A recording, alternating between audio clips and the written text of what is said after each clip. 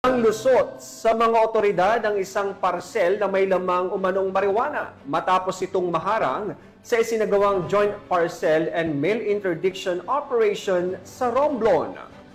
Dahil sa mabilis na aksyon ng mga law enforcement units, agad na naaresto ang suspect na responsable sa pagpapadala ng nasabing parcel.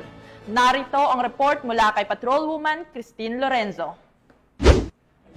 Arestado ang isang itinuturing na high-value target sa isinagawang matagumpay na joint mail and parcel interdiction operation ng mga otoridad noong 5 ng Hulyo taong kasalukuyan.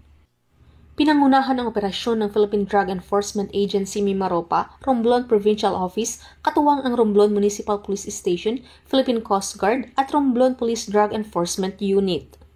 Bandang alas 10 ng umaga naaresto isang 47 anyos na lalaki at residente ng Barangay Poblacion 3, Romblon, Romblon. Ang pag-aresto isinagawa sa Barangay Poblacion 1 sa naturang lugar.